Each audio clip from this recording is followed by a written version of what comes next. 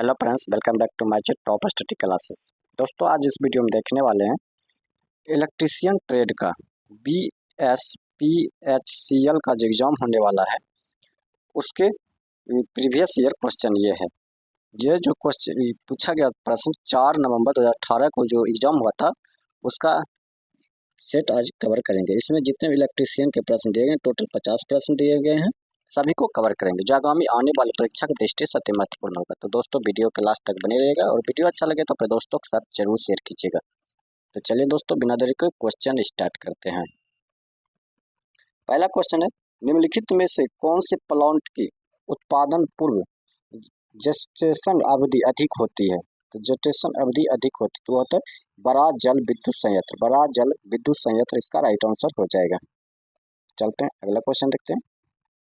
Next question है, electric room heat converter में निम्नलिखित में से कौन सा ऊर्जा रूपांतरित सिद्धांत है?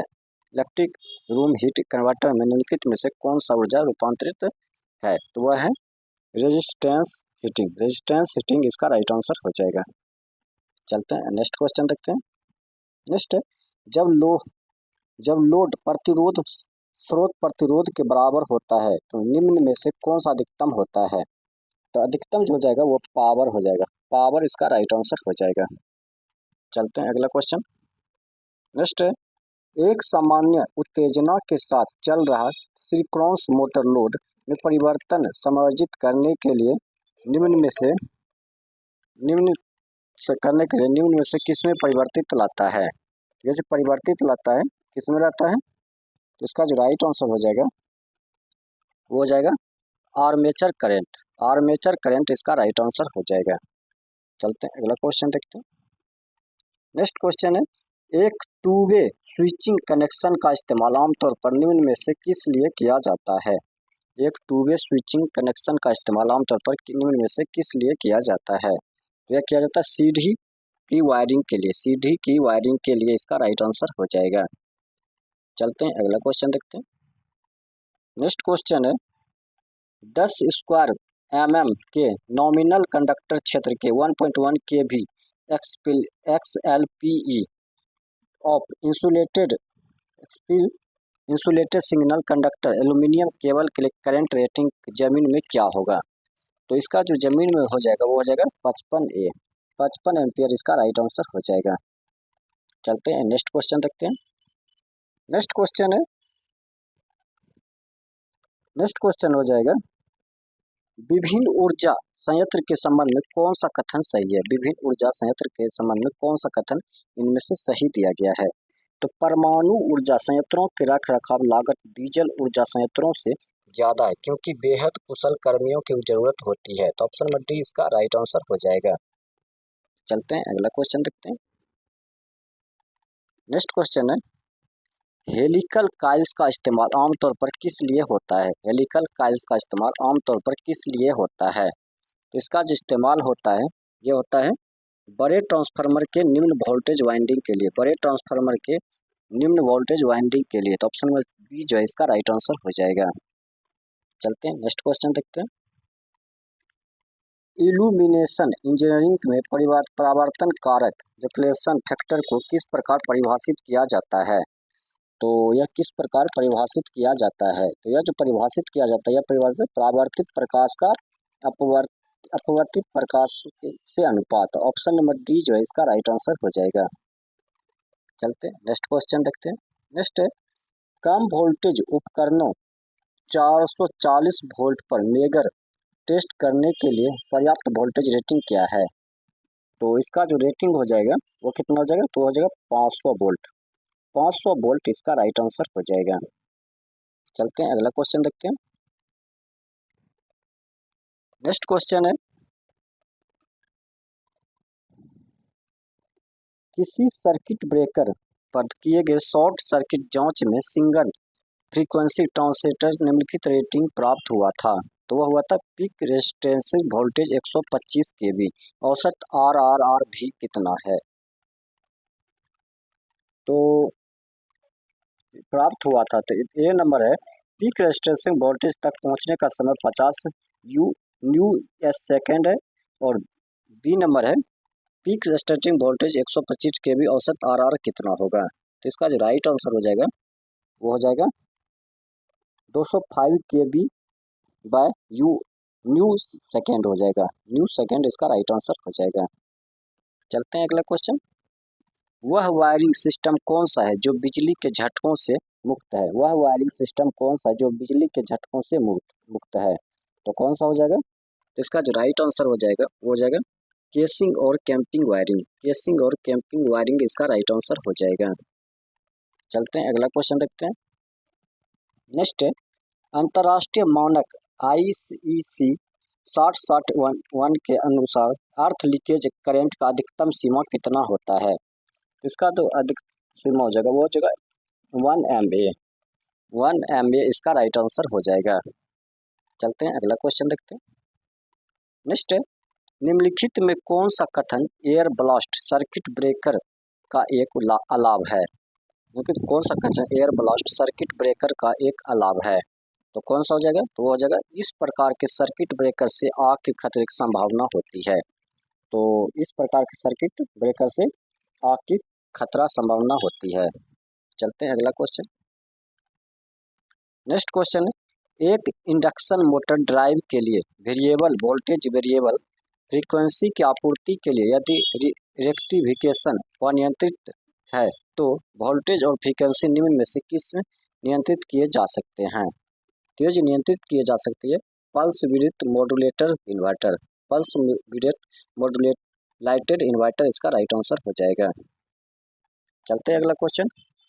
ओवरहेड कंडक्टर के कारण पोल को खिंचाव से बचाने के लिए प्रयुक्त विपरीत दिशा में किया जाने वाला वायर को क्या कहते हैं? तो इसको जो कहा जाता है इसे क्या कहते हैं? इसे स्टे वायर कहते हैं। स्टे वायर इसका राइट आंसर हो जाएगा। चलते हैं अगला क्वेश्चन।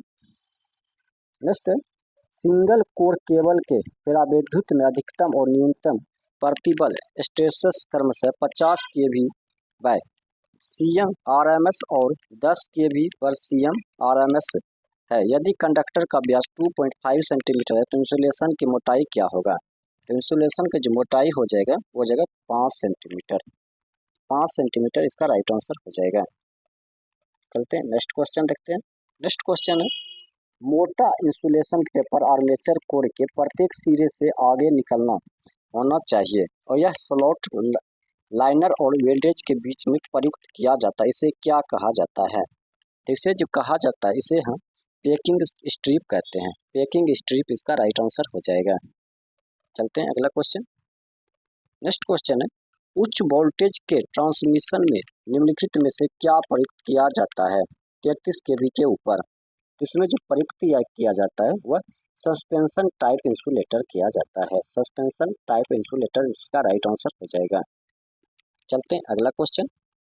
आर्मेचर की वाइंडिंग्स के इंप्रेशन के लिए किस प्रकार का इंसुलेटिंग मटेरियल प्रयुक्त किया जाता है? तो यह जो प्रयुक्त किया जाता है बैंकिंग वार्निश। बैंकिंग वार्निश इसका राइट आंसर हो जाएगा। चलते हैं अगला क्वेश्चन देखते हैं। नेक्स्ट है इल्यूमिनेस प्रदीपन प्रदीपन की इकाई क्या है? इल्यूमिनेस या प्रदीपन की इकाई क्या होता है? तो हो जाएगा लक्स हो जाता है। लक्स इसका राइट आंसर हो जाएगा। चलते हैं अगला क्वेश्चन देखते हैं। नेक्स्ट है 1500 RPM पर चलता हुआ एक 2 पोल सिंक्रोनस जनरेटर किस आवृत्ति पर EMF उत्पन्न करता है? वह करता है 25 Hz पर। 25 Hz इसका राइट आंसर हो जाएगा। चलते हैं अगला क्वेश्चन।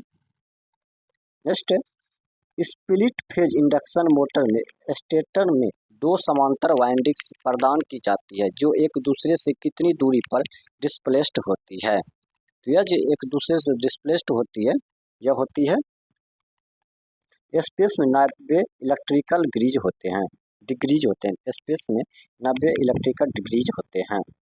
चलते हैं नेक्स्ट क्वेश्चन देखते हैं। नेक्स्ट क्वेश्चन है यदि 3 phase induction motor motoring mode में संचालित किया जाता है तो टार्क क्या हो जाएगा? तो टार्क जो हो जाएगा स्लिप के सीधे आनुपातिक होता है। स्लिप के सीधे आनुपातिक होता है। चलते हैं अगला क्वेश्चन देखते हैं। नेक्स्ट किसी 132 kV सिस्टम फेज की ग्राउंड कैपेसिटेंस 0.015 न्यू एफ है और इंडक्शन 6H है, तो वोल्टेज सर्ज को हटाने के लिए सर्किट ब्रेकर कॉन्टैक्ट के साथ लगाए जाने वाले प्रतिरोध का मान क्या होगा? तो प्रतिरोध का जो मान हो जाएगा वो कितना हो जाएगा? तो वो हो जाएगा 10 किलो के ओम। 10 के ओम इसका राइट आंसर हो जाएगा। चलते हैं अगला क्वेश्चन देखते हैं। नेक्स्ट है, डीसी जनरेटर में इनपुट की प्रकृति क्या होती है? डीसी जनरेटर में इनपुट की प्रकृति क्या होती है? तो इसमें होती है यांत्रिक शक्ति। यांत्रिक शक्ति इसका राइट आंसर हो जाएगा। चलते हैं अगला क्वेश्चन देखते हैं। नेक्स्ट है, फीडर में वोल्टेज ड्रॉप किससे मुक्त होता है? फीडर में वोल्टेज ड्रॉप किससे मुक्त होते हैं? तो ये जो मुक्त होते हैं ये होते हैं ग्राउंडिंग के प्रकार। ग्राउंडिंग के प्रकार इसका राइट आंसर हो जाएगा। चलते हैं अगला क्वेश्चन देखते हैं। नेक्स्ट क्वेश्चन है, दिए गए कथनों में से जल विद्युत उत्पादन प्रणाली के संबंध में सही विकल्प चुने। तो सही विकल्प कौन सा हो जाएगा? कथन एक है, सर्च टैंक का मुख्य कार्य पेन स्टॉक में पानी के टंकन प्रभाव को कम करना है। और कथन 2 कहता है, पेन स्टॉक प्रवेश क्रिया से और फोरवे में टरबाइन तक पानी लेने के लिए एक नाली प्रणाली है। तो कौन सा हो जाएगा? ये हो जाएगा कथन 1 सही है, कथन 2 भी सही है। तो 1 और 2 दोनों इसका राइट आंसर हो जाएगा। चलते हैं अगला क्वेश्चन देखते हैं। नेक्स्ट है, इंजीनियरिंग ड्राइंग में डैश रेखाएं क्या प्रतिनिधित्व करते हैं? तो इंजीनियरिंग ड्राइंग में डैश रेखा जो होती है वह छिपे हुए किनारे को प्रतिनिधित्व करते हैं। तो छिपे हुए किनारे इसका राइट आंसर हो जाएगा। अगला क्वेश्चन है, 10 मीटर 4 मीटर आकार के 10 एम इंटू 4 एम आकार के एक कमरा 150 वाट के 10 लैंप द्वारा प्रकाशित किया जाना है। प्रत्येक लैंप का MSCP 300 है और डिप्रिसिएशन फैक्टर 0.8 है। यूनिटाइलाइजेशन फैक्टर 0.5 माने फर्श लगभग उत्पादित औसत प्रकाश कितना होगा? तो फर्श पर उत्पादित औसत ऊर्जा हो जाएगा वो हो जाएगा 294.3 लक्स। 294.3 लक्स इसका राइट आंसर हो जाएगा। चलते हैं अगला क्वेश्चन। बोर्ड पर ड्राइंग शीट को स्थिर करने के लिए निम्नलिखित में से क्या प्रयुक्त नहीं किया जाता है? तो वह धागे। धागे जो है इसका राइट आंसर हो जाएगा। चलते हैं अगला क्वेश्चन देखते हैं। नेक्स्ट क्वेश्चन है, थर्मल पावर प्लांट में टरबाइन की स्थिति पोजीशन क्या है? थर्मल पावर प्लांट में टरबाइन की स्थिति पोजीशन क्या है? तो इसका जो पोजीशन हो जाएगा वो हो जाएगा बॉयलर और जनरेटर के बीच में। बॉयलर और जनरेटर के बीच में इसका राइट आंसर हो जाएगा। चलते हैं अगला क्वेश्चन। नेक्स्ट है, घरेलू विद्युत उपकरण ज़्यादातर किस वोल्टेज पर काम करते हैं? घरेलू विद्युत उपकरण ज़्यादातर किस वोल्टेज पर काम करते हैं? यह जो काम करते हैं यह करते हैं 230 वोल्ट AC। 230 वोल्ट AC इसका राइट आंसर हो जाएगा। अगला क्वेश्चन है, एक ट्रांसमिशन लाइन का मुख्य कॉर्पोरेट्स निम्नलिखित में से कौन से है? एक ट्रांसमिशन लाइन का मुख्य कॉर्पोरेट्स निम्नलिखित में से कौन से है? तो यह कौन सा हो जाएगा? ये हो जाएगा कंडक्टर, ट्रांसफार्मर और सपोर्टिंग टावर। कंडक्टर, ट्रांसफार्मर और सपोर्टिंग टावर इसका राइट आंसर हो जाएगा। नेक्स्ट क्वेश्चन चलते हैं। नेक्स्ट है, निम्नलिखित किस प्रकार की वाइंडिंग का इस्तेमाल आजकल डीसी मशीनों में नहीं किया जाता है? तो डीसी मशीनों में नहीं किया जाता हुआ ग्रेमेज रिंग वाइंडिंग। ग्रेमेज रिंग वाइंडिंग इसका राइट आंसर हो जाएगा। चलते हैं अगला क्वेश्चन। खिलौनों में निम्नलिखित में से कौन सा मोटर प्रयुक्त किया जाता है? खिलौनों में निम्नलिखित में से कौन सा मोटर प्रयुक्त किया जाता है? तो वह है shaded pole motor. Shaded pole motor इसका राइट आंसर हो जाएगा। चलते हैं अगला क्वेश्चन देखते हैं। नेक्स्ट क्वेश्चन, निम्नलिखित कथनों को पढ़े और सही विकल्प को चुने। निम्नलिखित कथनों को पढ़ना और सही विकल्प को चुनना है। देखिए, सिंक्रोनस मोटर में इस्तेमाल होने वाली शॉर्ट पिच वाइंडिंग विकृत हार्मोनिक्स को कम करता है। हार्मोनिक्स को कम करता है। दूसरा कहता है, सिंक्रोनस मोटर में इस्तेमाल होने वाले शॉर्ट पिच वाइंडिंग के लिए कम ओवरहेड कॉपर की जरूरत होती है, इसलिए इसे सस्ते होते हैं। तो इसका जो राइट आंसर हो जाएगा वो हो जाएगा, एक सही है, दो सही है, तो सी नंबर सही हो जाएगा। तो ए और दो दोनों इसका राइट आंसर हो जाएगा। चलते हैं नेक्स्ट क्वेश्चन। नेक्स्ट क्वेश्चन है, भारी लोड उठाने के लिए इस्तेमाल किए जाने वाले हाइडेस्ट क्रेन में आमतौर पर निम्नलिखित में किस मोटर का इस्तेमाल किया जाता है? तो यह मोटर का इस्तेमाल क्या होती है, slip ring induction motor, slip ring induction motor इसका राइट आंसर हो जाएगा। चलते हैं अगला क्वेश्चन। नेक्स्ट है, किसी एक वर्कशॉप में 5 HP 415 वोल्ट 3 फेज मोटर लगाया जाना है। इस मोटर के लिए निम्नलिखित किस डिस्कनेक्टिंग स्विच का चयन किया जाना चाहिए। मान लें कि दक्षता 85% और पावर फैक्टर 0.8 है। तो इसका जो राइट आंसर हो जाएगा वो हो जाएगा ICTP 415 volt 32 ampere. Option number B इसका राइट आंसर हो जाएगा। चलते हैं अगला क्वेश्चन। नेक्स्ट है, विद्युत ड्राइव्स के 4 कंडक्टर ऑपरेशन में निम्न में से किस कंडक्ट के रिवर्स मोटरिंग ऑपरेशन होता है। यह जो मोटरिंग इन्वर्स होता है यह होता है तीसरा कंडक्ट। तीसरा इसका राइट आंसर हो जाएगा। चलते हैं अगला क्वेश्चन। नेक्स्ट क्वेश्चन है, सिंक्रोनस गति के लगभग 75% गति के अपकेंद्री स्विच ऑक्सिलरी वाइंडिंग को लाइन सप्लाई आपूर्ति से अलग कर देता है। तो पर स्लिप फेज इंडक्शन मोटर निम्न में से किस पर चलती रहती है। तो यह जो चलती रहती है रनिंग वाइंडिंग पर। रनिंग वाइंडिंग इसका राइट आंसर हो जाएगा। चलते हैं अगला क्वेश्चन देखते हैं। नेक्स्ट, 3 फेज इंडक्शन मोटर किसके सिद्धांत पर काम करता है। 3 फेज इंडक्शन मोटर किसके सिद्धांत पर कार्य करता है। तो यह कार्य करता है म्यूचुअल इंडक्शन। म्यूचुअल इंडक्शन इसका राइट आंसर हो जाएगा। चलते हैं अगला क्वेश्चन। नेक्स्ट, अल्टरनेटर में डंपर वाइंडिंग का उपयोग करने का उद्देश्य निम्नलिखित में से कौन सा है। अल्टरनेटर डंपर में वाइंडिंग का उपयोग करने का मुख्य उद्देश्य क्या है। इसका जो मुख्य उद्देश्य हो जाएगा वो हीटिंग प्रभाव को कम करना, हंटिंग प्रभाव को कम करना इसका राइट आंसर हो जाएगा। चलते हैं अगला क्वेश्चन। एक 3 फेज इंडक्शन मोटर तो क्या हो जाएगा, एक 3 फेज इंडक्शन मोटर क्या है। तो इनमें से दिए गए विकल्प को चयन करना है। तो कौन सा हो जाएगा,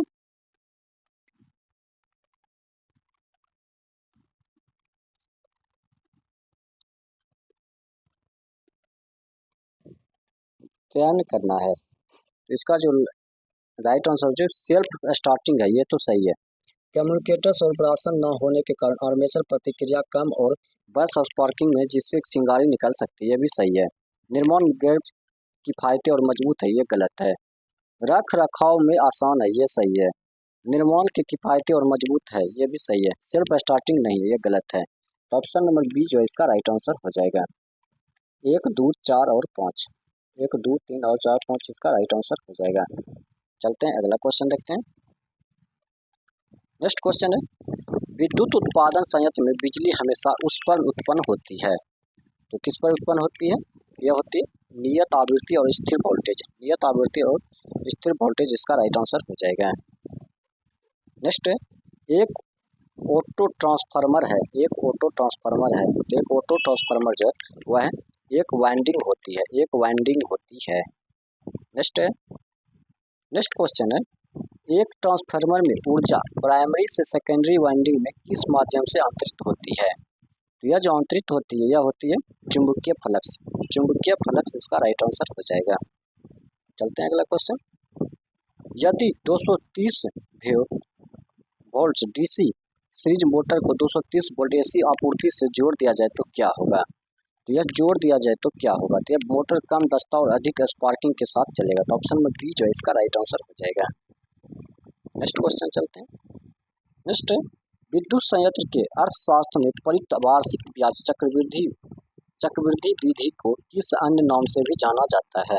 तो उसे हम जो जानते हैं उसे किस नाम से जानते हैं, वह सिकिंग फंड विधि। सिकिंग फंड विधि इसका राइट आंसर हो जाएगा। चलते हैं अगला क्वेश्चन। वेरिएबल फ्रीक्वेंसी ड्राइव का उपयोग करने के से उपकरण को निम्नलिखित में से कौन सा लाभ होगा। तो वह जो लाभ होगा रख रखाव की लागत में कमी होगा। तो दोस्तों आज का सेट यहीं समाप्त होकर, ये वीडियो आपको अच्छा लगा तो अपने दोस्तों के साथ जरूर शेयर कीजिएगा। मिलते हैं नेक्स्ट वीडियो में नेक्स्ट सेट के साथ।